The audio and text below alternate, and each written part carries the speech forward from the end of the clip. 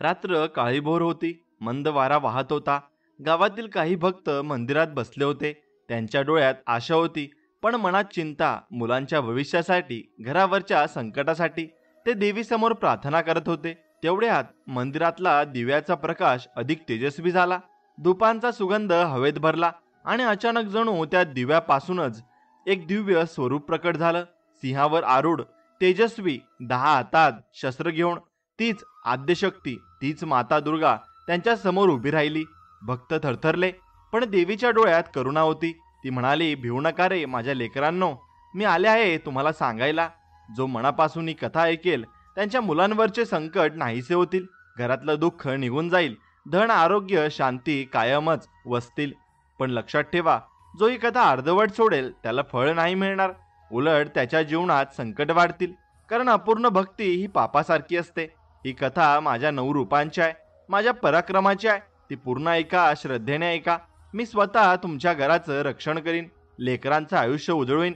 इतकं बोलून देवीचा स्वर शांत झाला. दिवा परत साध्या ज्योतीसारखा लुकलुकू लागला. पण भक्तांच्या मनात आता भीती नव्हती, त्यांना ठाम विश्वास होता. ही कथा पूर्ण ऐकली तर देवी स्वतः त्यांच्या पाठीशी उभी राहील. मित्रांनो, नवरात्री म्हटलं की भक्तिभाव, गोंगाट, ढोल ताशे, देवीचं पूजन, आरत्या, जत्रा. पण खरी गोष्ट काय आहे? ही नवरात्री का आली? तिच्या मागचं कारण काय? देवीचं आगमन कसं झालं?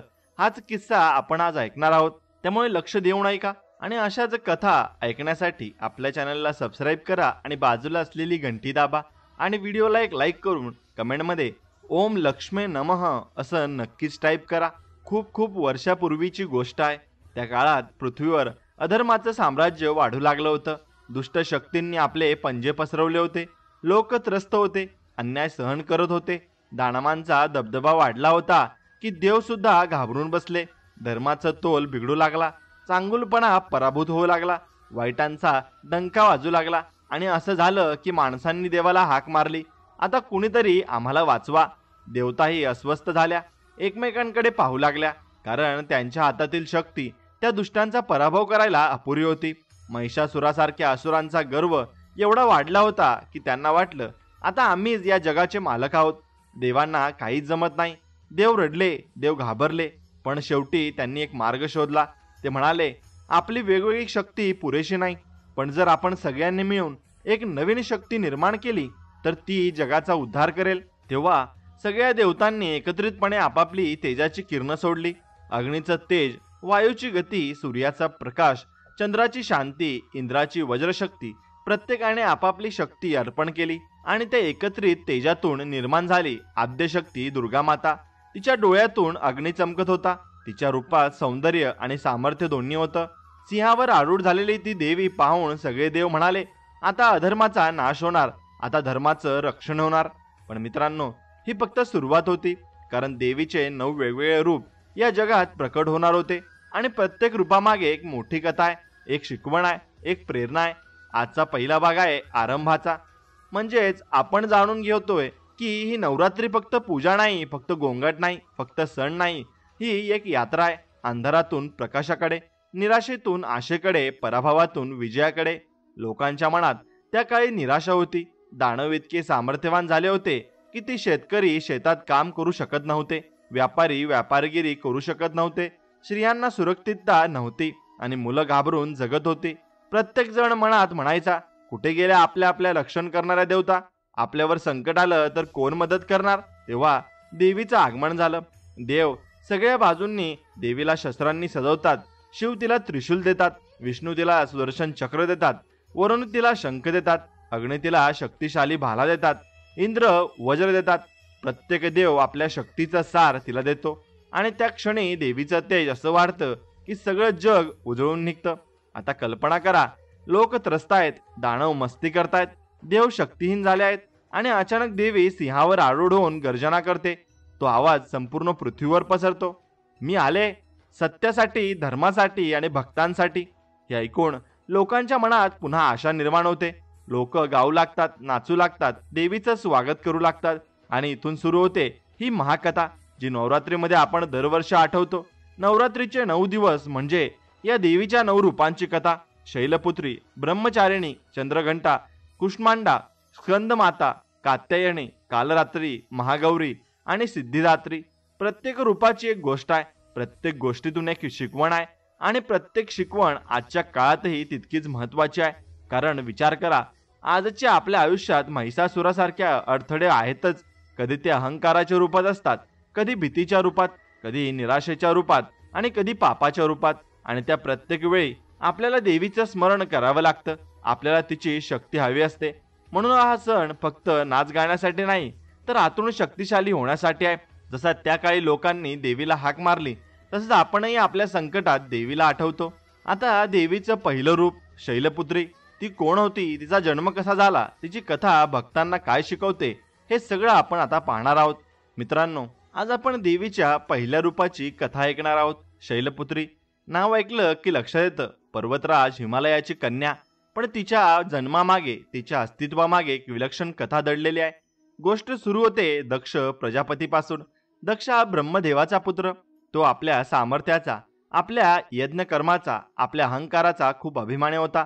त्याची एक कन्या होती सती. सतीचं मन लहानपणापासून भगवान शंकरावर जडलं होतं.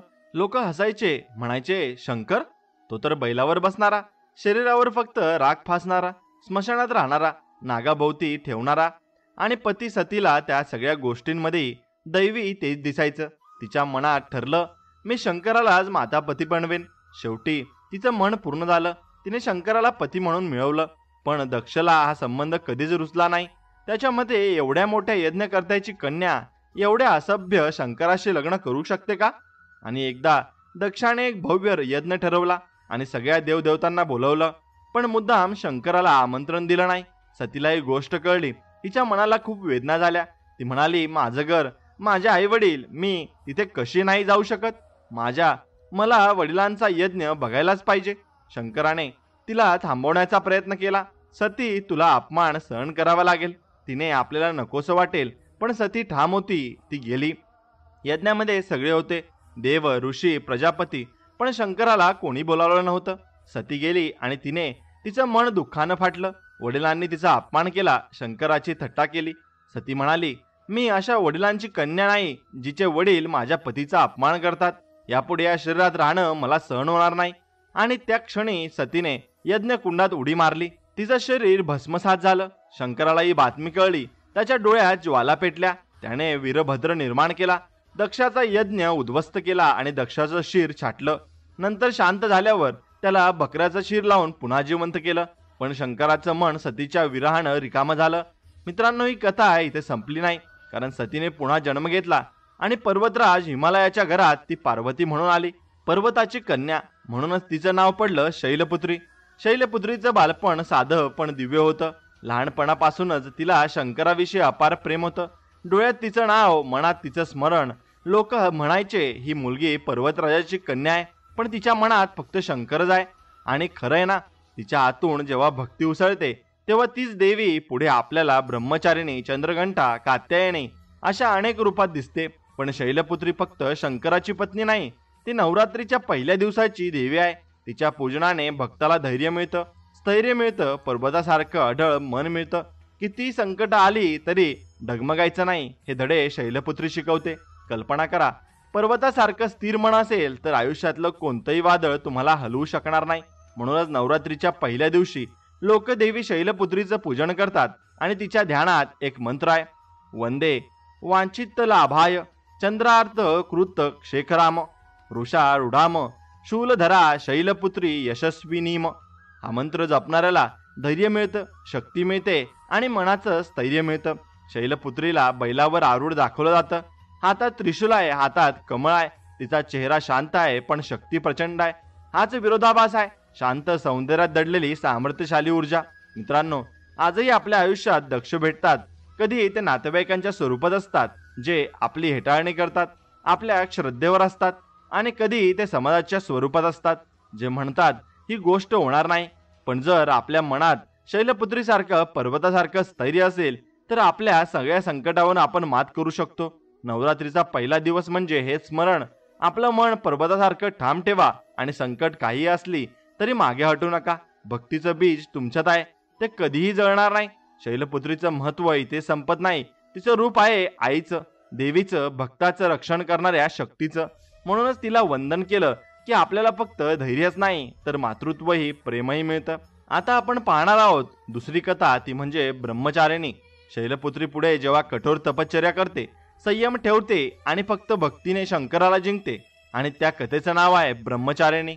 मित्रांनो, नवरात्री मालिकेच्या या तिसऱ्या भागात देवीचं दुसरं रूप ब्रह्मचारिणी हे पुढे येतं आणि शैलपुत्रीने पर्वतराज हिमालयाच्या घरी जन्म घेतला. तिचं पुढे ब्रह्मचारिणी झाली. पण ब्रह्मचारिणी म्हणजे काय, हे नाव का आलं? चला कथा ऐकूया. शैलपुत्रीच्या मनात एकच संकल्प होता, शंकरालाच माझा पती व्हायला हवा. लहानपणापासूनच तिने शिवाचं स्मरण केलं होतं, पण शिवाला पती म्हणून मिळवणं इतकं सोपं नव्हतं. शंकर साधा देव नव्हता, तो विरक्त, तो तपस्वी. त्याचं मन संसारापासून दूर. त्याला प्रयत्न आणि प्रसन्न करायचं, आणि त्याला प्रसन्न करायचं म्हणजे अगदी आत्म्याला घासून घ्यायचं काम. तेव्हा शैलपुत्रीने ठरवलं, मी कठोर तप करीन. शरीर कितीही त्रास सहन करो, मन कितीही वेदना सोसू दे, पण माझा संकल्प मोडणार नाही. आणि त्या क्षणापासून ती झाली ब्रह्मचारिणी. तिच्या तपाची कहाणी ऐकली तर अंगावर काटा येतो. हजारो वर्षे तिने उपवास केला, दिवसेंदिवस उपाशी राहिली, फक्त वायूवर पाण्यावर जगली. कधी महिनोन महिने अन्नाचं कणभरही घेतलं नाही. थंडी, ऊन, पाऊस सगळं सहन करत ती फक्त शंकराचं ध्यान करत राहिली. तिच्या पायांवर काटे टोचले, अंगावर वन पडले, पण तिच्या मनात एकच आवाज होता, मला शंकरालाच पती म्हणून मिळवायचा आहे. देव सगळे आश्चर्यचकित झाले. इतकी कठोर तपश्चर्या कोणीही कधी केली नव्हती. ब्रह्मदेव म्हणाले, ही कन्या खरी ब्रह्मचारिणी आहे. हिचं मन एवढं स्थिर, एवढं शुद्ध आहे की हिला नक्की शंकर मिळणार. पण मित्रांनो, तिच्या तपश्चर्याची परीक्षा सोपी नव्हती. एकदा एक दानव तिच्याकडे आला, म्हणाला, अगं मुली, एवढं का कष्ट करतेस? शंकर कोण आहे? तो तर स्मशानात राहतो आणि त्याचं आयुष्य भिकारीसारखं आहे. तुला जर माझ्यासोबत सुखाने जगायचं असेल तर मी तुला राजमहालात नेईन, तुला सोनं नाणं देईन, तुला सुखाचा वर्षाव करेन. पण ब्रह्मचारिणी फक्त हसली आणि म्हणाली, माझं मन फक्त शंकराशी जोडलं गेलंय. तुझी सुख मला नकोत. माझं आयुष्य मी त्याच्यासाठी अर्पण करीन. दानव निघून गेला, पण तिचा निश्चय अजून दगडासारखा ठाम झाला. किती अडचणी आल्या तरी ब्रह्मचारिणीने कधी हार मानली नाही. आणि एक दिवस काय झालं, शंकर स्वतः तिच्या समोर प्रकट झाले. त्यांनी तिच्याकडे पाहिलं आणि म्हणाले, हे पार्वती, तुझं प्रेम, तुझी तपश्चर्या, तुझं संयम मला जिंकून गेलं आणि तू आता माझी पत्नी होशील. आणि तिथून पुढे सगळ्यांना माहिती आहे, ब्रह्मचारिणी पार्वती आणि पार्वती शिवाची अर्धांगिनी. मित्रांनो, ब्रह्मचारिणीचा संदेश आजच्या काळात खूप महत्त्वाचा आहे. आयुष्यात मोठं काही साध्य करायचं असेल तर संयम हवा, कष्ट हवेत, श्रद्धा हवी. आपल्याला जर ध्येय गाठायचं असेल तर मध्ये कितीही अडथळे आले तरी मागे हटायचं नाही. आज आपण पाहतो, लोक लगेच हार मानतात, थोडं अपयश आलं की सोडून देतात. पण ब्रह्मचारिणी शिकवते, नाही, अपयश आलं तरी थांबायचं नाही. संयम ठेवा, श्रद्धा ठेवा, शेवटी विजय तुमचाच होईल. तिच्या हातात कमंडल आहे, दुसऱ्या हातात जपमाळ आहे. तिचं स्वरूप साधं आहे, पण तिचं तेज प्रचंड आहे. जपमाळ म्हणजे साधना, कमंडल म्हणजे संयमाचं पाणी, आणि तिचं रूप म्हणजे तपाची ताकद. तिच्या ध्यानासाठी एक मंत्र सांगितला जातो, दधाना कर पद्माभ्या म क्षमाला कमंडलू देवी प्रसोदतु मयी ब्रह्मचारिण्यतु न तमा. हा मंत्र जपणाऱ्याला कधीही हार मानायची वेळ येत नाही. मन ठाम राहतं, श्रद्धा टिकते. आता विचार करा, जर ब्रह्मचारिणीसारखी श्रद्धा आपल्याला आली तर आयुष्यातली कोणतीही गोष्ट अशक्य नाही. किती संकट आली, किती अडथळे आले, किती लोकांनी आपल्यावर हसलं, तरी संयम, कष्ट आणि भक्ती ठेवली तर आपण जे ठरवलंय ते नक्कीच साध्य करू शकतो. नवरात्रीचा दुसरा दिवस म्हणजे हीच प्रेरणा, संयम आणि श्रद्धेची ताकद. मित्रांनो, आजचा भाग आता आपण पाहणार आहोत देवीचं तिसरं रूप, तेच म्हणजे चंद्रघंटा. चंद्रघंटा हिचं रूप ऐकताच मनात धैर्य, निर्भयता आणि युद्धाची गर्जना उमटते. कारण इथे देवी फक्त शांत माता नाही, इथे ती रणरागिणी आहे. शैलपुत्रीने शिवाला पती म्हणून मिळवलं, ब्रह्मचारिणी रूपाने तप करून श्रद्धेचं सामर्थ्य दाखवलं, आणि आता तिच्या कपाळावर अर्धचंद्राच्या आकाराची घंटा शोभते, म्हणूनच तिचं नाव पडलं चंद्रघंटा. कथा अशी सांगतात की देवीचं हे रूप लोकांना आणि देवांना वाचवण्यासाठी प्रकट झालं, कारण त्या काळी असुरांनी पुन्हा त्रास देण्यास सुरुवात केली होती. युद्ध सुरू झालं, राक्षसांनी पृथ्वीवर उच्छांद मांडला, गाव उद्ध्वस्त झाली, लोक घाबरले, देव स्वतः हतबल झाले, आणि मग देवी प्रकट झाली चंद्रघंटा रूपात. कल्पना करा, देवी सिंहासनावर आरूढ आहे, शरीर सोन्यासारखं तेजस्वी आहे, डोळे लाल ज्वालेसारखे, 10 हातात शस्त्र, गदा तलवार, कमंडल, त्रिशूल, धनुष्यबाण, तलवार, वज्र, कपाळावर अर्धचंद्राच्या आकाराची घंटा आहे आणि जी वाजता संपूर्ण विश्व थरथर कापतं. ती घंटा म्हणजे भयाचं नाही तर शत्रूंच्या अंताचं प्रतीक आहे. देवी रणांगणात उतरते. दानव गर्जतात. आमच्याशी कोण सामना करणार? तेव्हा देवी सिंहासनावरून गर्जना करते. तो आवाज असाच की संपूर्ण आकाश डगमगून जातं. राक्षस एक एक करून धावून येतात, पण देवीच्या शस्त्रांपुढे ते क्षणात कोसळतात. तिचा एक वार म्हणजे शत्रूचा अंत. तेव्हा एक महाकाय दानव तिच्या समोर येतो. त्याचं रूप एवढं भयानक होतं की देव सुद्धा भीतीने थरथर कापले. पण देवी असली आणि तिच्या कपाळावरील चंद्रघंटा वाजली आणि त्या आवाजाने तो दानव थरथरू लागला. देवीने त्रिशूलाने वार केला आणि तो दानव क्षणातच नष्ट झाला. मित्रांनो, इथे संदेश असा आहे की भीतीवर मात करणं आणि आपण कितीही मोठ्या संकटासमोर उभे असलो तरी जर मनात धैर्य असेल ना, तर देवीचं स्मरण असेल तर आपल्याला काहीही हरू शकत नाही आणि आपण नक्कीच पुढे जाऊ शकतो. चंद्रघंटेच्या पूजनाने भक्ताला निर्भयता मिळते, घरात सुखशांती येते आणि मनातील भीती नाहीशी होते. म्हणून नवरात्रीच्या तिसऱ्या दिवशी देव चंद्रघंटेची पूजा केली जाते. हिच्या ध्यानासाठी एक सुंदर मंत्र आहे. पिंड जप प्रवरा रूढा चंडकोपाक्षर कैयुर्ता प्रसाद तणुते मह्य चंद्रघंटेती विश्रुता. हा मंत्र जपणाऱ्याला आयुष्यात कोणतीही भीती राहत नाही. किती अडचणी आल्या तरी तो ठाम राहतो. आजही आपल्या आयुष्यात अनेक दानव आहेत. कधी ते अपयशाच्या रूपात येतात, कधी रोगाच्या रूपात, कधी समाजाच्या दबावाच्या रूपात, कधी स्वतःच्या भीतीच्या रूपात. पण जर आज आपण देवी चंद्रघंटेचं स्मरण ठेवलं तर ती घंटा आपल्याला आपल्या भीतीला नष्ट करते. चंद्रघंटेचं रूप म्हणजे संतुलनाचं प्रतीक आहे. एका बाजूला ती अत्यंत कोमल माता आहे, भक्तांचं रक्षण करणारी. दुसऱ्या बाजूला ती रणांगिनी आहे, दुष्टांचा संहार करणारी. भक्तांसाठी ती प्रेमळ आहे, पण शत्रूंसाठी ती प्रलय आहे. नवरात्रीचा तिसरा दिवस म्हणजे हा संदेश, भयातून मुक्त व्हा, निर्भयतेने जगा. मित्रांनो, विचार करा, जर आपण आयुष्यातून भीतीने जगलो तर काहीही साध्य करू शकत नाही. भीती आपल्याला पंगू करते, पण श्रद्धा आपल्याला सामर्थ्य देते. चंद्रघंटा आपल्याला शिकवते की भीतीवर विजय मिळवा आणि जीवनात पुढे चला. आता पुढच्या भागात आपण पाहणार आहोत देवीचं चौथं रूप म्हणजे कुष्मांडा. कुष्मांडा हे नवरात्रीच्या 5व्या दिवसात आपलं स्वागत आहे. कुष्मांडा या नावातच एक गुण आहे. कुष्मांड म्हणजे कु थोडं आणि उष्मा म्हणजे ऊर्जा आणि अंड म्हणजे ब्रह्मांड. म्हणजेच थोड्या हसण्याने, थोड्या तेजाने ब्रह्मांडाची निर्मिती करणारी देवी. गोष्ट अगदी सुरुवातीची आहे, ज्या काळी काहीच नव्हतं. फक्त अंधकार होता, काळोख होता. ना आकाश, ना पृथ्वी, ना सूर्य, ना चंद्र. संपूर्ण विश्व एकदम शून्य होतं. तेव्हा देवी प्रकट झाली कुष्मांडा रूपात. तिच्या चेहऱ्यावर तेज होतं, डोळ्यातून प्रकाश झळकत होता आणि तिने फक्त एक हलकसं हसू केलं. त्या हसण्याने काय झालं माहिती आहे? संपूर्ण अंधकार चिरून टाकत प्रकाशाचा जन्म झाला आणि सूर्य चमकू लागला. ग्रहतारे तयार झाले आणि ब्रह्मांडाला सुरुवात झाली. ही गोष्ट ऐकताना असं वाटतं की देवीचं हसू म्हणजे एक दिव्य ऊर्जा आहे आणि जिच्याशिवाय जग निर्माण होऊ शकत नाही. म्हणूनच तिला कुष्मांडा म्हणतात, ब्रह्मांडाच्या निर्मितीची जननी. देवीचं रूप खूप भव्य आहे. ती सूर्याच्या मध्यभागी राहते असं म्हटलं जातं, कारण सूर्याचा तेज जर कोण सहन करू शकतो तर ती फक्त कुष्मांडा देवीच आहे. तिच्या 8 हातात 8 वेगवेगळी शस्त्र आणि वस्तू आहेत. कमंडल, धनुष्य, बाण, गदा, कमळ, अमृत कलश, जपमाळ आणि चक्र. तिचं एक हात नेहमी आशीर्वाद देणारा असतं. आता विचार करा, जर अंधकार फक्त एका हास्याने दूर होऊ शकतो तर आपल्याला आयुष्यातला अंधार कशाने दूर होणार? श्रद्धा आणि सकारात्मक विचारांनी. कुष्मांडा देवी शिकवते की ती अंधार असला, की ती निराशा असली तर तुमच्यात थोडं हसू, थोडा आत्मविश्वास आला तर प्रकाशाचा जन्म होतो. कुष्मांडा देवीच्या पूजनाने भक्ताला आरोग्य मिळतं, दीर्घायुष्य मिळतं आणि मनात सकारात्मक ऊर्जा निर्माण होते.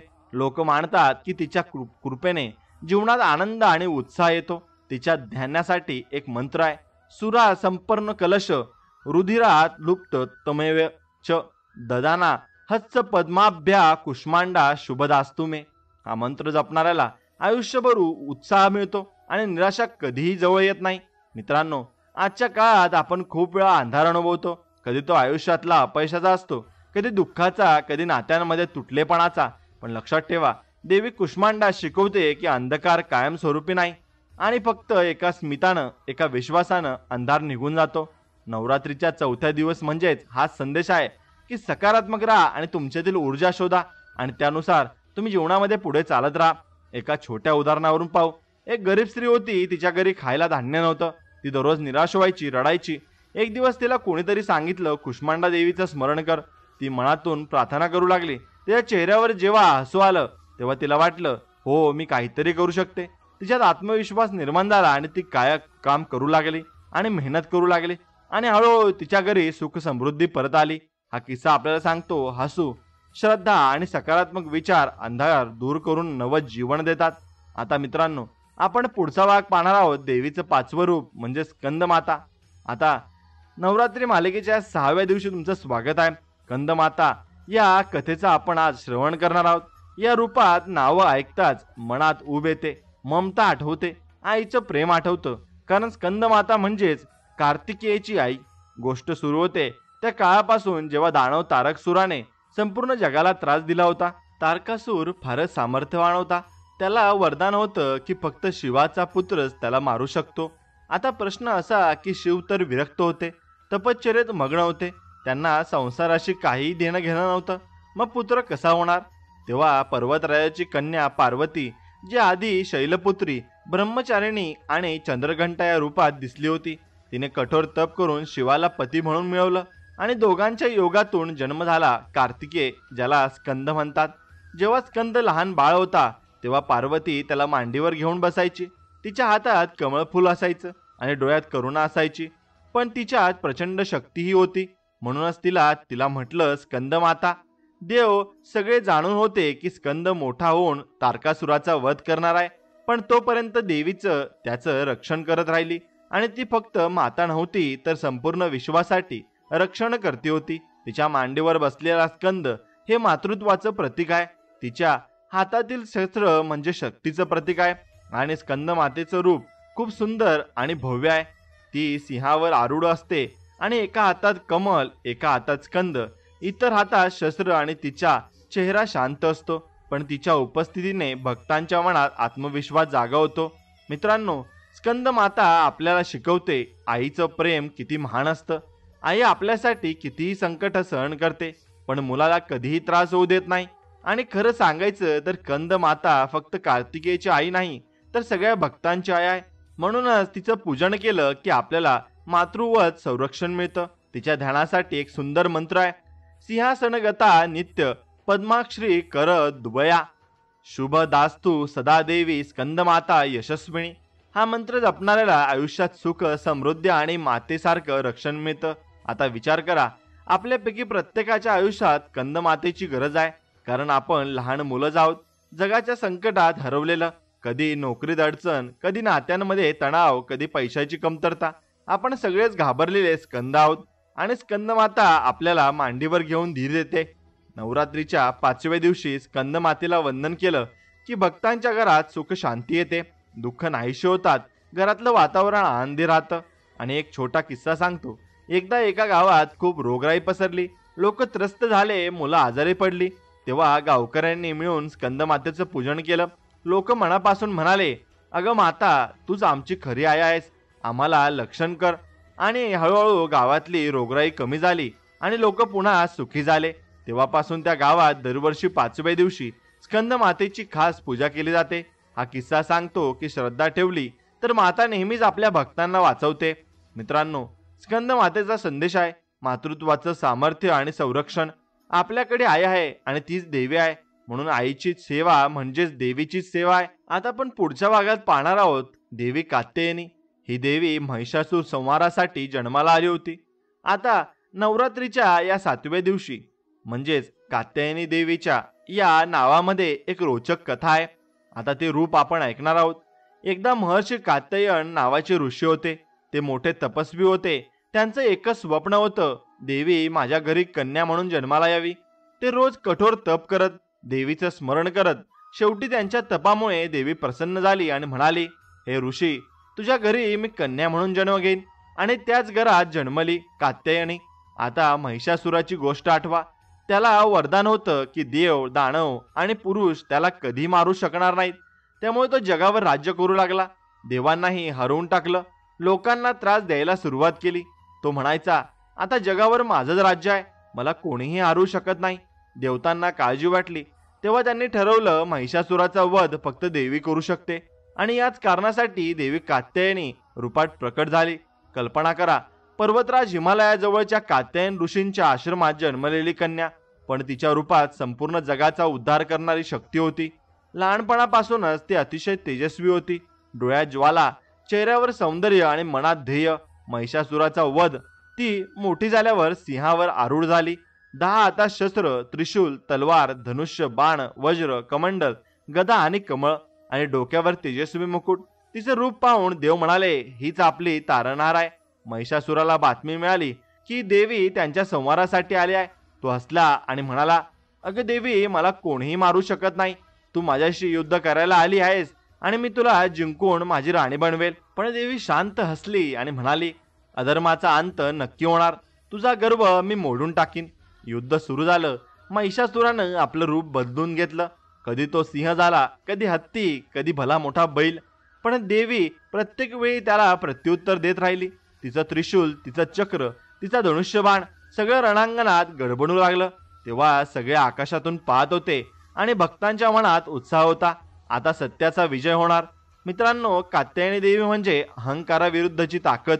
महिषासुरासारखी अहंकारी लोक आजही आपल्या आयुष्यात भेटतात. कधी ते ऑफिसमध्ये बॉसच्या रूपात असतात, कधी समाजात अन्याय करणाऱ्यांच्या रूपात, कधी आपल्या आतल्या अहंकाराच्या रूपात. पण जर आपण कात्यायनीचं स्मरण केलं तर आपल्याला त्या अहंकाराचा नाश करायची शक्ती मिळते. तिच्या पूजनाने भक्ताला धैर्य, सामर्थ्य आणि विजय मिळतो. घरातलं दुःख दूर होतं. तिच्या ध्यानासाठी एक मंत्र आहे, चंद्र हास्यो ज्वल करा, शार्दूल वर वाहना, कात्यायनी शुभ, द्वैदेवी दानव घातिनी. हा मंत्र जपणाऱ्याला कोणत्याही युद्धात विजय मिळतो, मग ते बाहेरचं असो वा आतलं असो. कात्यायनीचं पूजन विशेषतः कुमारिकांनी केलं तर त्यांना योग्य वर मिळतो असं मानलं जातं. पण खरी गोष्ट म्हणजे ती प्रत्येक भक्ताला आपल्या मुलासारखं रक्षण करते. नवरात्रीचा 6वा दिवस म्हणजे हा संदेश आहे की अहंकाराचा नाश करा, अन्यायाविरुद्ध उभे राहा. मित्रांनो, आता आपण पुढची कथा पाहणार आहोत, ती म्हणजे महिषासूर आणि देवीचं महायुद्ध. महिषासुराचा वध आपण पाहणार आहोत. आता नवरात्री मालिकेच्या 8व्या दिवशी आता महिषासुराचा वध ही रोमांचकारक आणि सर्वात प्रसिद्ध कथा आपण ऐकणार आहोत. हा भाग इतका थरारक आहे की हजारो वर्षानंतरही लोक नवरात्रीत देवीचं स्मरण करून तो विजय साजरा करतात. महिषासूर हा राक्षस जन्मतः सामर्थ्यवान होता. त्यानं ब्रह्मदेवाची कठोर तपश्चर्या केली. हजारो वर्ष उपवास, साधना, ध्यान. शेवटी ब्रह्मदेव प्रसन्न झाले. त्यांनी विचारलं, काय वर मागतोस राक्षसा? महिषासूर हसला आणि म्हणाला, मला देव, दानव किंवा पुरुष कुणीही मारू शकणार नाही, असं वरदान द्या. ब्रह्मदेव थोडे विचारात पडले, पण त्याने केलेल्या तपामुळे त्यांनी वरदान दिलं. तो वरदान मिळाल्यावर महिषासुराच्या डोक्यात अहंकार शिरला. तो म्हणू लागला, आता मला कुणीही हरू शकणार नाही. मीच जगाचा स्वामी आहे. आणि त्यानं सगळीकडे उच्छाद मांडायला सुरुवात केली. देवांना स्वर्गातून हाकलून दिलं. इंद्र, वरुण, अग्नी, वायू सगळे हतबल झाले. पृथ्वीवर दृष्टाचं सामर्थ्य आणि साम्राज्य वाढलं. गावं उद्ध्वस्त झाली. स्त्रियांवर अन्याय झाला. लोक भीतीने थरथर कापू लागले. देव सगळे मिळून ब्रह्मा, विष्णू आणि महेशाजवळ गेले. म्हणाले, भगवान, आम्हाला वाचवा. महिषासूर थांबत नाहीये. त्याचा गर्व रोज वाढतोय. तुमच्याशिवाय आम्ही काहीही करू शकत नाही. त्यावेळी तिन्ही देवांचा रोष जागा झाला आणि त्यांच्या कपाळातून तेज बाहेर पडलं. अग्नी, वायू, इंद्र, सूर्य सगळ्यांनी आपापलं तेज निर्माण आणि अर्पण केलं आणि त्या तेजाच्या संगमातून प्रकट झाली अद्भुत शक्ती, आद्य शक्ती दुर्गा माता. देवीचं रूप भव्य होतं. डोळ्यातून विजा चमकत होत्या. चेहऱ्यावर तेज होतं आणि सिंहावर आरूढ होऊन ती रणांगणात उभी राहिली. देवांनी तिला शस्त्र अर्पण केली. शिवानं त्रिशूल, विष्णूनं सुदर्शन चक्र, इंद्रानं वज्र, वरुणानं शंख, अग्नीने भाला आणि प्रत्येक देवाने आपली शक्ती अर्पण केली. देवीने सिंहावरून गर्जना केली. तो आवाज आकाश, पृथ्वी हादरून टाकणारा होता. महिषासुराने तो आवाज ऐकला आणि तो खदखदून हसला. हा काय नवा खेळ आहे? देवांनी नाही जमलं तर आता त्यांनी एखादी स्त्री माझ्यासमोर उभी केली. हा हा हा, मी आता तिला क्षणात हरवेन. पण महिषासुराला माहिती नव्हतं, ती स्त्री नव्हती, ती संपूर्ण विश्वाची आद्य शक्ती होती. दोन्ही सैन्य रणांगणात उभी ठाकली. एका बाजूला महिषासुराचं असंख्य राक्षसाचं सैन्य होतं. सिंह, हत्ती, घोडे, रथ, भयानक शस्त्र. आणि दुसऱ्या बाजूला देवी सिंहावर आरूढ. तिच्या 10 हातात शस्त्र चमकत होती. युद्धाला सुरुवात झाली. राक्षसांनी देवीवर हल्ला केला. पण देवीच्या एका वारानं शेकडो राक्षस कोसळले. तिच्या शंखनादाने रणभूमी दणदणावून गेली आणि सिंहाने गर्जना केली आणि असंख्य राक्षस घाबरून मागे हटले. महिषासुराला राग आला. तो स्वतः रणांगणात उतरला. त्यानं आपलं रूप बदलून घेतलं. कधी तो प्रचंड हत्ती झाला, कधी सिंह, कधी भला मोठा बैल झाला. प्रत्येक वेळी देवी त्याला प्रत्युत्तर देत राहिली. त्रिशूल, तलवार, गदा सगळ्या शस्त्रांनी रणभूमी थरथरली. देव वरून पाहत होते. भक्तांच्या हृदयात आशा निर्माण होत होती. सगळे म्हणत होते, आता अधर्माचा अंत जवळ आलाय, आता सत्याचा विजय होणार. मित्रांनो, हा युद्ध प्रसंग एवढा भयंकर होता की हजारो वर्षांनी आपण नवरात्रीत त्याची आठवण करतो. महिषासुराचा गर्व, देवीचं धैर्य, भक्तांची आशा या सगळ्यांनी मिळून हा प्रसंग इतिहासात अमर झालेला आहे. आता महिषासुराचा वध. आता मागील भागात आपण ऐकलं की देवी रणांगणात उतरली. तिच्या सिंहावर बसून तिनं राक्षसाचं सैन्य धुळीला मिळवलं. पण महिषासूर अजूनही पराभूत झालेला नव्हता. त्याचा गर्व कायम होता. महिषासूर रणांगणात गर्जना करत म्हणाला, देवी, तुला वाटतं तू मला हरवशील? मी अमर आहे. ब्रह्मदेवानं मला वरदान दिलंय. देव, दानव, पुरुष कुणीही मला मारू शकणार नाही. मग तू काय करू शकतेस? देवी शांत पण कठोर स्वरात म्हणाली, महिषासुरा, तुझ्या अहंकाराने तुला अंध केलंय. तू विसरलास का? वरदानात स्त्रीचं नाव नव्हतं आणि मीच ती आद्य शक्ती आहे जी तुझा अंत करणार आहे. हे ऐकून महिषासूर संतापला. त्यानं आपलं रूप बदललं. तो कधी प्रचंड सिंह झाला, कधी रौद्र हत्ती झाला, कधी भला मोठा बैल झाला. रणभूमी हादरली. त्याचे शिंग जमिनीत घुसून पर्वत फोडू लागले. त्याचा गर्जना आकाश कापत होता आणि देवी प्रत्येक वेळी सज्ज होती. त्रिशूलाने वार करताच हत्तीचं रूप कोसळलं. चंद्र फेकल्यासारखं सिंहाचं रूप संपलं. धनुष्यबाणाने बैलाचं रूप जखमी झालं. पण महिषासूर पुन्हा पुन्हा उठत राहिला. युद्ध दिवसेंदिवस चाललं आणि देव वरून पाहत होते. सगळे हातात झाले होते. पण देवी थकली नाही. तिच्या डोळ्यात अजूनही तेज होतं. सिंह अजूनही गर्जना करीत होता आणि शस्त्र अजूनही रणांगणात गडगडत होती. शेवटी महिषासुरानं पुन्हा आपलं खरं रूप घेतलं आणि भला मोठा म्हैस म्हणजेच बैल, हा त्याचा आकार एवढा प्रचंड होता की पर्वत हलू लागले. तो धावत सुटला आणि म्हणाला, देवी, तुला मी चिरडून टाकीन. देवी हसली आणि तिनं सिंहाला हल्ला करण्याचा इशारा दिला. सिंहाने महिषासुरावर झडप घातली आणि देवीच्या हातातून त्रिशूल चमकला. एका क्षणात देवीने त्रिशूल महिषासुराच्या छातीत रोवला. महिषासुराने भीषण गर्जना केली. त्याचं रूप हलू लागलं. डोळ्यातून भीती दिसू लागली. तो जमिनीवर कोसळला आणि देवीच्या तेजानं त्याचा प्राण हरवलं. तो क्षण होता अधर्माचा अंत आणि धर्माचा विजय. आकाशातून देवांनी जय जयकार केला. जय दुर्गा माता, जय भवानी. फुलांचा वर्षाव झाला. पृथ्वीवर लोक आनंदाने रडले. आम्ही वाचलो. मित्रांनो, महिषासुराचा वध ही फक्त एक कथा नाही, ही शिकवण आहे की कितीही मोठं वाईट असलं, संकट असलं किंवा सत्याला ते जिंकता येतं आणि अहंकार कितीही प्रचंड झाला तरी त्याचा नाश होतोच. श्रद्धा आणि भक्ती एकत्र आल्या की काहीही अशक्य नसतं. नवरात्रीत आपण महिषासूर मर्दिनीची आरती करतो. देवीच्या या विजयाची आठवण ठेवतो. कारण हा विजय आपल्याला शिकवतो भीतीवर, अन्यायावर, अहंकारावर आणि अधर्मावर विजय मिळवणं नक्कीच शक्य आहे. तिच्या पूजनासाठी एक सुंदर श्रोत आहे. या देवी सर्वभूतेषु शक्ती रूपेण संस्थिता. नमस्तस्ते नमस्तस्ते नमस्तस्ते नमो नमः. हा जप म्हणजेच देवीच्या विजयाचं स्मरण. आजही आपण पाहतो आयुष्यात अनेक महिषासूर असतात. कधी ते भीतीच्या रूपात, कधी अहंकाराच्या रूपात, कधी नकारात्मक विचारांच्या रूपात. पण जर आपण श्रद्धेनं देवीचं स्मरण केलं तर आपल्यातही तीच शक्ती जागी होते आणि आपण आपला महिषासूर हरवू शकतो. मित्रांनो, नक्कीच तुम्ही आता पुढचा भाग ऐका. ती म्हणजे देवी काल रात्री. या देवीचं भयानक रूप प्रकट होतं आणि हा खूप वेगळा रोमांचकारी भाग आहे. तो तुम्ही नक्कीच ऐकायला हवा. आता देवीचं 7वं रूप ते म्हणजे काल रात्री. हे रूप पाहून दुष्ट थरथर कापतात आणि भक्त निर्भय होतात. कारण ही देवी आहे काळावरही विजय मिळवणारी शक्ती. कथा सुरू होते त्या काळी जेव्हा 2 भयंकर राक्षसांनी लोकांवर अत्याचार सुरू केले, शुंभ आणि निशुंभ. त्यांचा गर्व एवढा वाढला होता की ते म्हणाले, देवतांनाही आमच्या समोर नतमस्तक व्हावं, सगळं जग आमचं आहे. देव घाबरले. पृथ्वीवर अराजक माजलं. लोक रडू लागले. तेव्हा देवी प्रकट झाली. पण यावेळी तिचं रूप होतं वेगळंच. काल रात्री.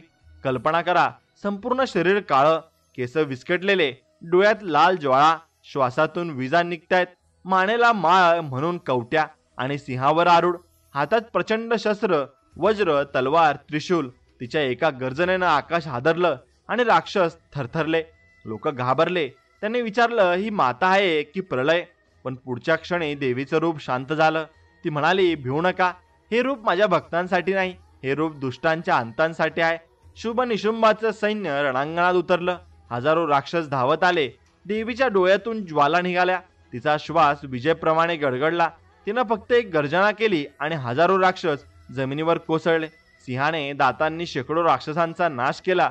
तलवारीचा एका वारानं पर्वत दुभंगला.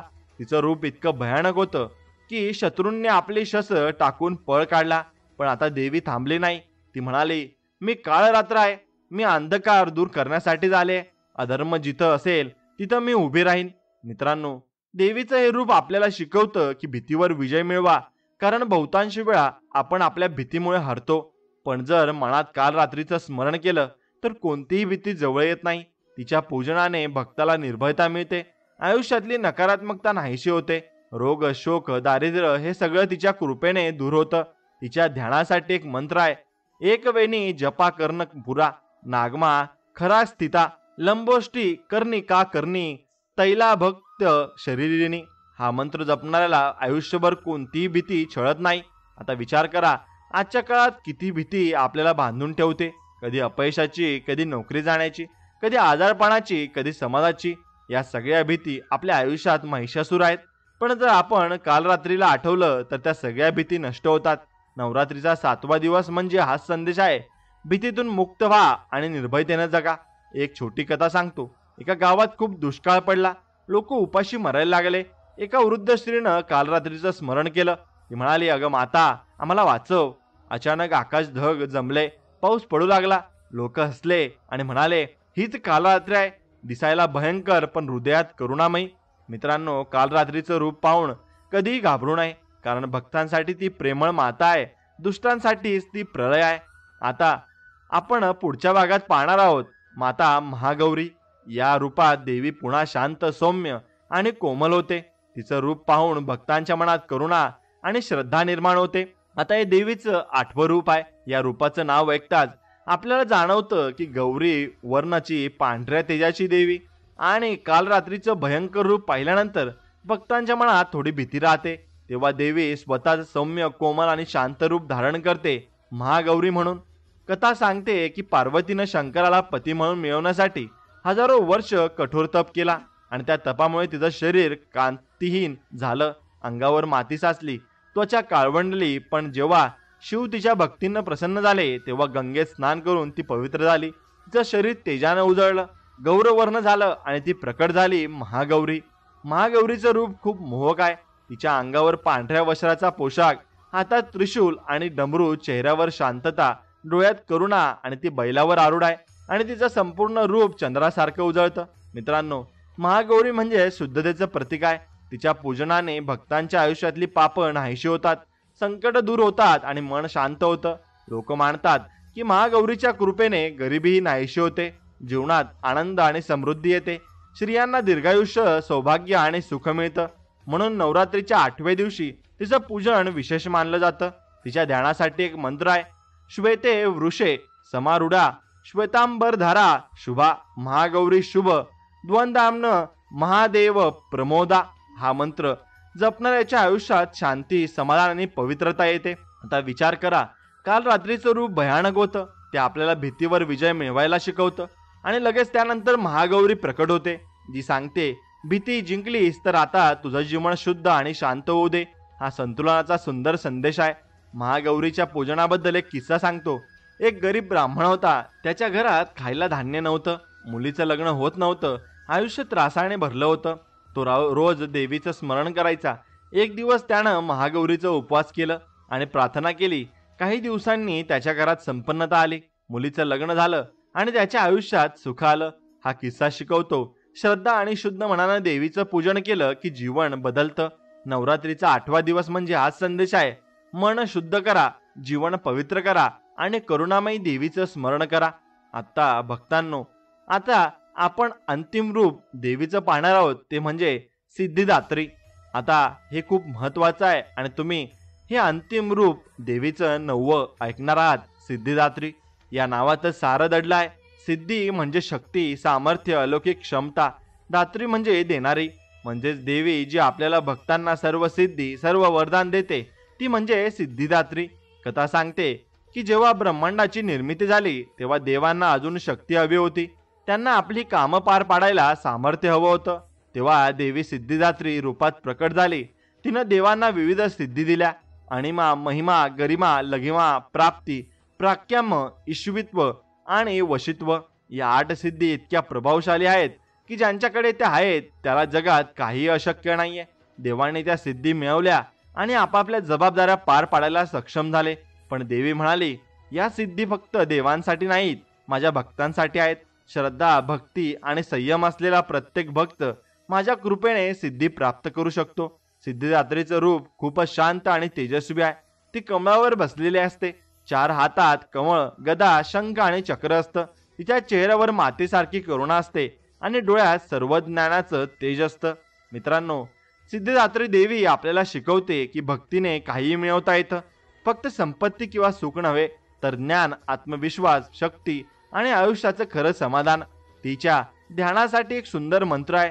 सिद्ध गंधर्व यक्षा घैर सूर्ये रम रई रपी से वै माणा सदा भूयात सिद्धिदात्री शुभांकरी. हा मंत्र जपणाऱ्याला यश, सुख आणि आत्मविश्वास मिळतो. नवरात्रीच्या 9व्या दिवशी सिद्धिदात्रीची पूजा केली की भक्ताचं जीवन पूर्ण होतं. कारण पहिल्या दिवसापासून ते 9व्या दिवसापर्यंत भक्त जे धैर्य, संयम, निर्भयता, शुद्धता शिकतो आणि त्याचं फळ शेवटी सिद्धिदात्रीच्या रूपेनं आणि कृपेनं मिळतं. एक छोटा किस्सा सांगतो. एका तरुण मुलाने आयुष्यात खूप परिश्रम केले, पण त्याला यश मिळत नव्हतं. तो निराश झाला होता आणि मग एके दिवशी त्यानं नवरात्रीत सिद्धिदात्रीचं देवीचं स्मरण केलं आणि तो रोज प्रार्थना करायचा, मला धैर्य दे, मला बुद्धी दे, मला योग्य मार्ग दाखव. काही दिवसांनी त्याला संधी मिळाली आणि त्याच्या मेहनतीनं तो मोठा झाला. त्यानं स्वतःचं आयुष्य बदललं. तो म्हणाला, ही देवीची सिद्धी आहे. माझ्या मेहनतीला योग्य फळ तिच्या कृपेने मिळालं. हा किस्सा आपल्याला सांगतो, श्रद्धा, मेहनत आणि देवीची कृपा मिळाली की अशक्य काहीच नाही. नवरात्रीचा 9वा दिवस म्हणजे हा संदेश आहे. देवी भक्तांना फक्त संरक्षण देत नाही, तर त्यांना यशस्वी होण्यासाठी शक्ती आणि बुद्धी देते. मित्रांनो, नक्कीच आपले हे संपूर्ण भाग आता संपलेले आहेत. आता आपण पाहणार आहोत नवरात्री व्रताची सुरुवात कशी झाली आणि त्याची व्रत कसं करायचं. आता नवरात्री व्रताची सुरुवात कशी झाली ते आपण ऐकणार आहोत.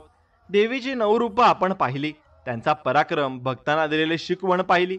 आता प्रश्न असा आहे की भक्तांनी व्रत कसं सुरू केलं. 9 दिवस उपवास, प्रार्थना, देवीचं ध्यान, ही परंपरा कशी जन्माला आली. कथा आहे खूप जुनी. एका गावात एक साधा ब्राह्मण कुटुंब राहत होतं. खूप गरीब पण श्रद्धाळू. त्या घरात रोज देवीचं स्मरण व्हायचं. त्या घरात एक लहान मुलगी होती. तिचं नाव शारदा. तिचं मन नेहमी देवीकडे लागलेलं असायचं. ती म्हणायची, आई मला पण देवीसारखी शक्ती हवी. आई तिला हसायची आणि म्हणायची, बाळा, श्रद्धा ठेवलीस तर शक्ती तुला मिळेलच. एके वर्षी गावावर मोठं संकट आलं. दुष्काळ पडला, जनावर मरायला लागले, लोकांना खायला धान्य नव्हतं. सगळे निराश झाले. पण शारदा म्हणाली, मी 9 दिवस उपवास करीन, देवीचं पूजन करीन आणि जर माझी श्रद्धा खरी असेल तर देवी आपल्याला वाचवेल. सगळ्यांनी तिची थट्टा केली. एवढ्या लहान मुलीनं काय होणार आहे. 9 दिवस उपवास म्हणजेच खेळ नाही. पण शारदा ठाम होती. तिनं पहिल्या दिवशी उपवास केला आणि देवी शैलपुत्रीचं स्मरण केलं आणि दुसऱ्या दिवशी ब्रह्मचारिणी, तिसऱ्या दिवशी चंद्रघंटा, अशा प्रकारे ती रोज एका रूपाचं स्मरण करत राहिली. 9 दिवस गेले. शेवटच्या दिवशी म्हणजेच 9व्या दिवशी गावात अचानक पाऊस आला. विहिरी भरल्या, शेतं हिरवा झाल्या आणि लोक आनंदाने रडले. देवीनं आपल्याला वाचवलं आणि सगळ्यांनी पाहिलं. ती लहान मुलगी शारदा देवीच्या कृपेनं तेजानं उजळली होती. मित्रांनो, त्या दिवसापासून लोकांनी नवरात्री व्रताची सुरुवात केली. 9 दिवस उपवास, जप, प्रार्थना हे फक्त अन्न टाळण्यासाठी नाही, तर मन शुद्ध करण्यासाठी आणि आत्म्याला मजबूत करण्यासाठी. आजही आपण पाहतो कितीतरी लोक नवरात्रीत उपवास करतात. सकाळी देवीला नमस्कार करतात, दिवा लावतात, आरती करतात. हा सगळा वारसा त्या पहिल्या भक्तीच्या कृपेनं सुरू झाला. व्रताचं एक गुपित आहे. शरीर उपाशी राहतं पण मन तृप्त होतं. कारण उपवास म्हणजे फक्त अन्न टाळणं नाही, तर वाईट विचारांपासून, नकारात्मकतेपासून उपवास करणं. व्रत केल्यावर भक्त म्हणतो, देवी मी तुला अर्पण करतो माझं शरीर, माझं मन, माझं आयुष्य, मला तू मार्ग दाखव. नवरात्री व्रताच्या पूजनासाठी एक सोपा श्लोक सांगितला जातो. या देवी सर्वभूतेषु श्रद्धा रूपेण संस्थिता, नमस्तस्ते नमस्तस्ते नमस्तस्ते नमो नमः. हा जप म्हणजे श्रद्धेचं स्मरण. आणि आता विचार करा, आजच्या काळातही आपल्याला किती दुष्काळ भेटतात. कधी ते पैशांचा असतो, कधी नात्यांचा, कधी आनंदाचा. पण जर श्रद्धेनं नवरात्रीचं व्रत केलं तर त्या दुष्काळावर मात करता येते. एक छोटा किस्सा सांगतो. एका व्यापाऱ्याचं सगळं बुडालं. त्याने ठरवलं, मी नवरात्रीत व्रत करीन. तो रोज उपवास करून देवीचं स्मरण करू लागला. काही महिन्यात त्याचा व्यवसाय पुन्हा उभा राहिला. तो म्हणाला, ही माझ्या मेहनतीसोबतच्या देवीच्या कृपेचं फळ आहे. मित्रांनो, नवरात्री व्रताची सुरुवात आपल्याला सांगते, श्रद्धेनं केलेली प्रार्थना वाया जात नाही आणि देवी भक्तांच्या हृदयातील आवाज नक्कीच ऐकत असते. भक्त प्रल्हाद व देवीचं संरक्षण. नवरात्री मालिकेच्या या भागात भक्त प्रल्हादाची पण कथा येते. ही कथा फक्त नवरात्रीपुरती नाही तर श्रद्धेचा सर्वात मोठा धडा शिकवणारी आहे. खूप वर्षापूर्वी एक दानव होता, हिरण्यकश्यपू. आता तो फार सामर्थ्यवान होता आणि त्याच्या अहंकाराला मर्यादा नव्हती. त्याला वाटत होतं, मीच देव आहे आणि जगातल्या सगळ्यांनी माझी पूजा करायला हवी. माझ्याशिवाय कुणाचं नाव कोणी घ्यायला नको. पण त्याचा स्वतःचा मुलगा प्रल्हाद वेगळाच होता. लहानपणापासून त्याच्या मनात फक्त नारायणाचं, देवीचं स्मरण होतं आणि तो शाळेत जायचा. गुरुजी शिकवायचे, पण प्रल्हाद फक्त गोष्ट म्हणायचा, जय श्रीहरी, जय देवी माता. हिरण्यकशिपू संतापून म्हणाला, एवढा लहान असून माझा अपमान करतोस, माझं नाव सोडून दुसऱ्याचं स्मरण करतोस. प्रल्हाद शांतपणे म्हणाला, पिताजी, तुम्ही सामर्थ्यवान आहात, पण खरी शक्ती देवी देवतांमध्ये आहे आणि तुम्ही माझा जीव घेऊ शकता, पण माझ्या श्रद्धेवर परिणाम करू शकत नाही. हे ऐकून हिरण्यकश्यपू संतापला. त्यानं प्रल्हादाला मारायचे शेकडो प्रयत्न केले. त्याला विष देण्यात आलं, सापांच्या खोलीत टाकलं, समुद्रात फेकलं, हत्तीच्या पायाखाली ठेवण्यात आलं. पण प्रत्येक वेळी देवीचं संरक्षण होतं. विष अमृत झालं, साप शांत झाले, समुद्राने त्याला किनाऱ्यावर आणलं, हत्ती मागे हटले. शेवटी हिरण्यकश्यपू म्हणाला, हा मुलगा काहीही करून मरत नाहीये, काय करू मी. त्याला एक बहीण होती, होलिका. तिच्याकडे एक वस्त्र होतं ज्यामुळे ती अग्नीत जळत नव्हती. हिरण्यकश्यपू म्हणाला, प्रल्हादाला घेऊन अग्नीत बस, तू सुरक्षित राहशील आणि तो जळून जाईल. होलिका प्रल्हादाला घेऊन अग्नीत बसली. पण काय झालं माहिती आहे, देवीची कृपा प्रल्हादावर होती. वाऱ्याच्या जुळकीनं ते वस्त्र होलिकावरून उडून प्रल्हादावर आलं आणि होलिका जळून गेली, पण प्रल्हाद सुरक्षित राहिला. मित्रांनो, ही घटना आपल्याला शिकवते, श्रद्धा खरी असेल तर जगातील कोणतीही भक्ती भक्ताचा नाश करू शकत नाही. देवी नेहमीच भक्तांच्या सोबत असते. आणि नवरात्रीत प्रल्हादाची कथा आठवली जाते आणि त्यावरूनच यातून भक्तांना प्रेरणा मिळते. संकट कितीही मोठी असली तरी श्रद्धा सोडायची नाही, एवढं लक्षात ठेवायचं. आजच्या काळातही आपल्याला हिरण्यकश्यपू भेटतात, कधी ते अन्याय करण्याच्या रूपात, कधी समाजाच्या दबावात, कधी आपल्या भीतीत. पण जर श्रद्धा टिकली तर देवी आपल्याला प्रत्येक संकटातून नक्कीच बाहेर काढतो. आता तुम्हाला मी एक सामान्य स्त्रीची कथा सांगणार आहे. नवरात्रीमध्ये एका सामान्य स्त्रीची कथा तुम्ही ऐकल्यावर तुम्हाला सुख लाभेल. देवीचं सामर्थ्य केवळ देवांसाठी किंवा योद्धांसाठी नाही, तर ती गरीब, साधी, निराश झालेली माणसं सुद्धा तितक्याच प्रेमानं नक्कीच उचलते. गोष्ट आहे एका लहानशा खेड्यात राहणाऱ्या सुमन नावाच्या स्त्रीची. सुमन गरीब घरात जन्मली होती. लग्न झालं, पण नवरा रोजंदारीच्या कामावर, घरी थोडंफार अन्न, कधी उपाशी दिवस, कधी. तरीही तिच्या मनात एक गोष्ट कायम होती, देवीवरचा विश्वास. नवरात्री जवळ आली, गावात सगळीकडे आनंद. लोकांनी नवे कपडे घेतले, घरी दिवे लावले, पण सुमनच्या घरी काहीच नव्हतं. शेजारणीचं विचारलं की काय सुमन, तू उपवास करणार का यावर्षी. सुमनच्या डोळ्यात पाणी आलं. ती म्हणाली, घरी धान्य नाही, उपवास कसला, पण देवीला नमस्कार तर करेनच. त्या रात्री सुमननं रिकाम्या पोटानं देवीसमोर दिवा लावला. हात जोडून ती म्हणाली, माते, मी गरीब आहे, तुला काही अर्पण करू शकत नाही, पण माझं मन तुला देत आहे. माझं आयुष्य संकटांनी भरलेलं आहे, पण तू माझे आधार आहेस. दुसऱ्या दिवशी सकाळी सुमन उठली तर काय दिसतं, तिच्या दाराशी धान्याची पिशवी ठेवलेली होती. कुणी ठेवली, कशी ठेवली हे तिला आजवर कधी कळलं नाही, पण तिनं देवीची कृपा मानली. ती म्हणाली, माते, तू माझं ऐकलंस. तेवढ्यावर थांबलं नाही. हळूहळू तिच्या नवऱ्याला काम चांगलं मिळू लागलं, घरात सुख शिरलं. सुमन रोज देवीला दिवा लावायची. ती म्हणायची, मी तुला सोनं चांदी नाही देऊ शकत, पण माझं खरं मन तुला अर्पण करीन. मित्रांनो, ही गोष्ट सांगते, देवीला मोठ्या यज्ञाची, सोन्याच्या मूर्तीची गरज नाही. तिच्या सर्वात महत्वाचं आहे भक्ताचं खरं मन. नवरात्रीच्या काळात अनेक जण उपवास करतात, पण काही लोक फक्त परंपरेसाठी करतात. तर काही काय खऱ्या श्रद्धेनं करतात. खरी शक्ती दुसऱ्यात आहे, कारण श्रद्धा खरी असेल तर देवीच्या कृपेचं रूप दिसल्याशिवाय नक्कीच राहत नाही. म्हणून आजच्या काळात सुमनसारख्या कितीतरी स्त्रिया आहेत, घरात सांभाळतात, संकट सहन करतात, पण श्रद्धा कधीही सोडत नाहीत. त्यांच्या देवीचं सामर्थ्य दडलाय. मित्रांनो, या कथेचा संदेश आहे की साध्या भक्ताला आणि भक्तीला देवी नेहमी उत्तर देते. श्रद्धा खरी असेल तर जीवनात चमत्कार नक्कीच घडतात. आता एका छोट्याशा योद्ध्याची कथा आहे. मित्रांनो, नवरात्रीत आता ही कथा तुम्ही ऐकलीच पाहिजे. आता ही गोष्ट फक्त तलवारी आणि युद्धाची नाही, तर श्रद्धा किती ताकदीची असते याचं उदाहरण आहे. खूप वर्षापूर्वी विदर्भ प्रदेशात वीरसेन नावाचा एक तरुण योद्धा होता आणि जन्मापासूनच तो धाडसी, रणांगणात सिंहासारखा आणि जनतेसाठी प्राण देणारा. पण त्याचं आयुष्य एका मोठ्या संकटात अडलं. त्या प्रदेशावर धुम्रासूर नावाच्या राक्षसाचं आक्रमण झालं. त्याचं सैन्य इतकं प्रचंड होतं की गावोगाव भीतीचं वातावरण पसरलं. तो म्हणायचा, या सगळ्या लोकांनी माझ्या पायाशी नतमस्तक व्हायला हवं, नाहीतर मी त्यांना संपवेन. राजा हतबल झाला. लोक घाबरले, पण वीरसेन म्हणाला, नाही, मी या दुष्टाचा सामना करेन. त्यानं सैन्य उभं केलं, रणांगणात उतरला. युद्ध सुरू झालं. धुम्रासुराचं सैन्य मोठं, पण वीरसेन धैर्यानं लढला. एका हातात तलवार, दुसऱ्या हातात ढाल. तो शत्रूंचा नाश करत गेला, पण राक्षस थांबले नाहीत. ते वाढतच गेले.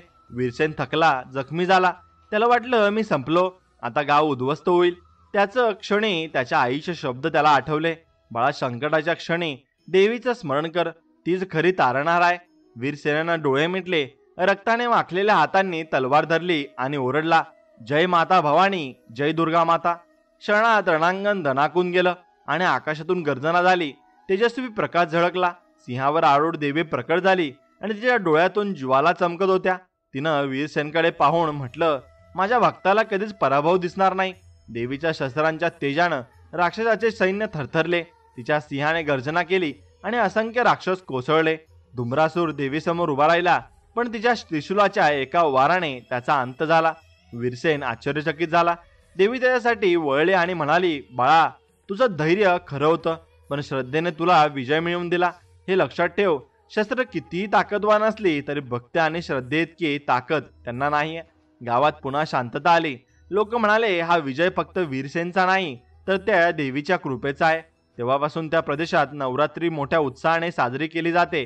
आणि मित्रांनो, ही कथा सांगते की आपल्याला आयुष्यात कितीही रणांगण लढावी लागले तरी खरा विजय श्रद्धेच्या बळावरच मिळतो. वीरसेन सारखा प्रत्येक माणूस कधी ना कधी थकतो, जखमी होतो, हार मानतो, पण त्या क्षणी जर देवीचं स्मरण केलं तर ती आपल्याला शक्ती देते. आता मित्रांनो, एक लक्षात ठेवा, या कथेचा संदेश आहे, फक्त तलवारी नाही, तर श्रद्धेची शक्ती सर्वात मोठी आहे. म्हणून श्रद्धा तुमची चांगली असायला हवी. आता पुढची कथा अशी आहे, दुष्ट राजा व देवीचं शिक्षण. आता एक दुष्ट राजाची कथा आहे. ही गोष्ट आपल्याला शिकवते, गर्व आणि अहंकार कितीही मोठं असलं तरी देवासमोर त्याची किंमत ही नजदीकच शून्य आहे.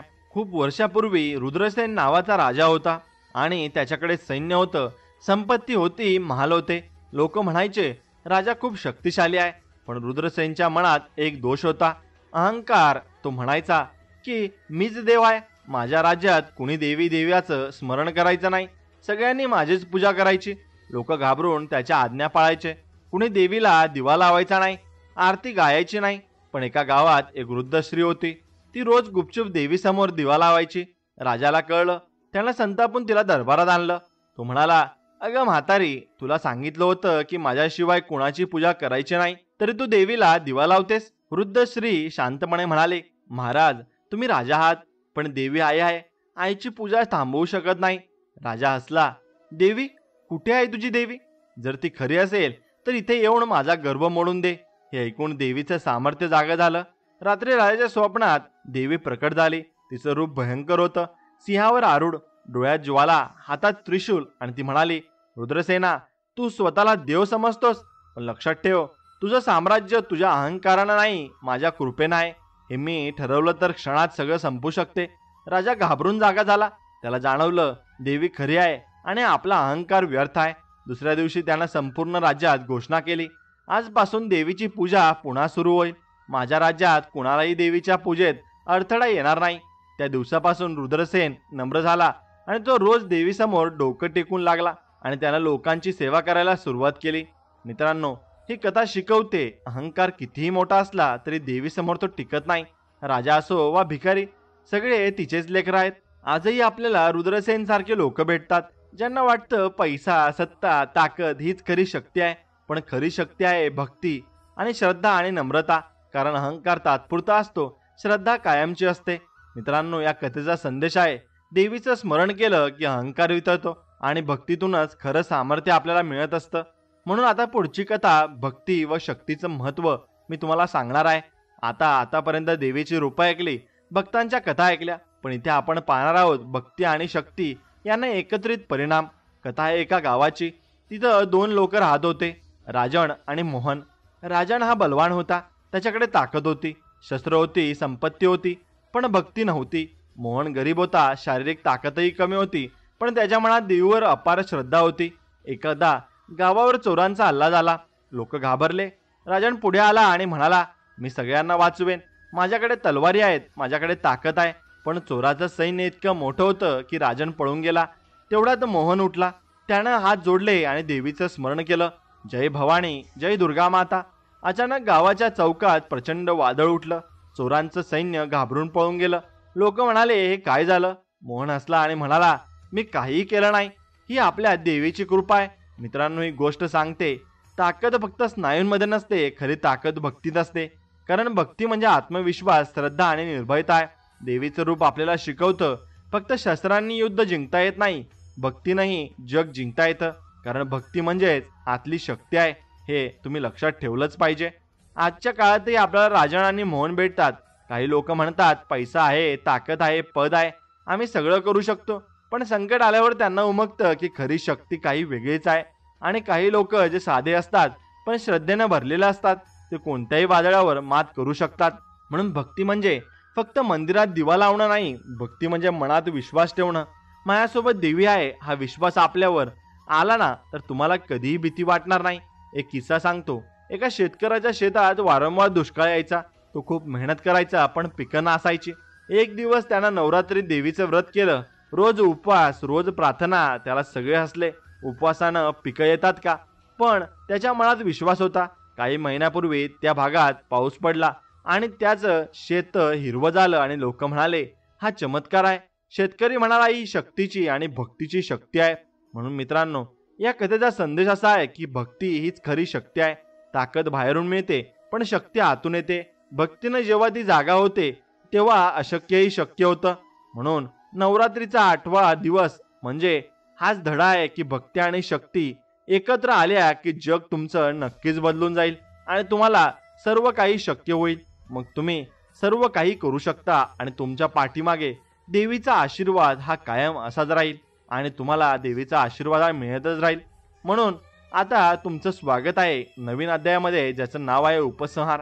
आज आपण मागचे सर्व भाग आठवणार आहोत. देवीच्या 9 रूपांतून मिळालेल्या शिकवणीचं सार काढणार आहोत आणि समजून घेणार आहोत नवरात्रीचा खरा संदेश काय. सुरुवात झाली शैलपुत्रीपासून. पर्वतासारखं धैर्य आहे. नंतर आली ब्रह्मचारिणी, संयम, तप आणि श्रद्धा आहे. चंद्रघंटा रूपानं निर्भयता दिली. कुष्मांडानं अंधारातून प्रकाश निर्माण केला.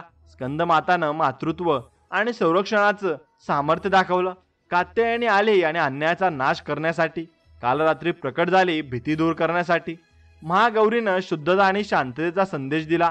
आणि शेवटी सिद्धिदात्री भक्तांना सिद्धी आणि वरदान देणारी आहे. म्हणून या 9 दिवसात आपण शिकलो की जीवनात धैर्य हवा, संयम हवा, भीतीवर विजय हवा, आशा हवी आणि ममता हवी, अहंकाराचा नाश करायला हवा, शुद्धता ठेवायला हवी आणि शेवटी श्रद्धेनं वरदान मिळवायला हवं. पुढच्या भागात आपण भक्तांच्या कथा ऐकल्या. प्रल्हादासारख्या मुलानं श्रद्धेवर संकटावर मात केली.